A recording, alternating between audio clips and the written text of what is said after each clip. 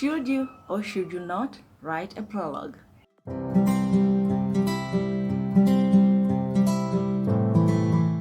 What's up, writers? Welcome back to my channel. My name is Maua and today I'm coming with the topic of prologue. There's a lot of debate whether you should or should not write a prologue, and today I'm going to discuss it with you guys. So here goes. Writing a prologue is a very important decision for writers. It can either make or break your book, so you need to be very careful when deciding what you want to do about it.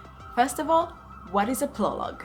A prologue is like a short story about your book, written in the same style as the rest of your chapters, generally just before your first chapter. And it should hold the weight of some of your most important events in your book.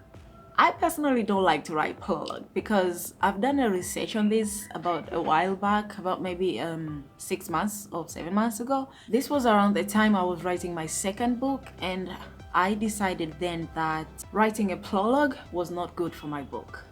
Throughout my research, I realized that most readers actually don't read prologues. And I had this very important information, and I decided that if I was going to put it only on the prologue, some readers were going to miss it, and I didn't want that. So I decided to do something else entirely. Now, let's get to the topic of why you should and why you shouldn't. So, why you should write a prologue. You have some information that happened in the far past, let's say 1,000 years or maybe 500 years ago, and there is no way you can put them in your chapters. Then you should definitely write a prologue.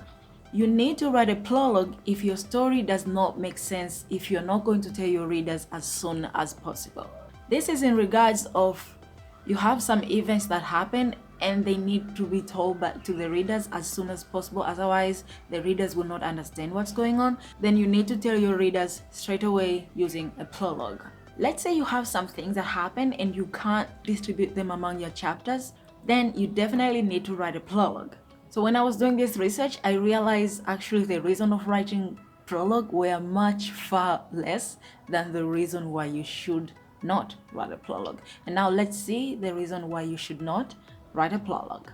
First and foremost, the most obvious reason why you should not write a prologue and instead do something else entirely. Some readers tend to skip reading prologues altogether, or just skim over it without even trying to understand what's going on to get to the first chapter. So I would suggest, if you have an important information, you don't want anyone missing it, you should not write it as a prologue. Second, you can write your information throughout your chapters. I actually found it was much more easy and much more fun to do it that way.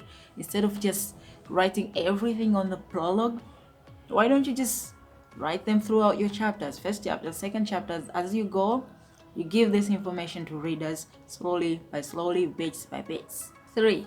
If your story makes sense without a prologue, then just don't write it. As I said, instead of just writing it, just bits by bits, leave it throughout your book. That way readers get to understand things you wanted them to understand without a prologue, but slowly finding out through the chapters. Number 4, you should not write a prologue if your reason is only because your favorite book had a prologue in it.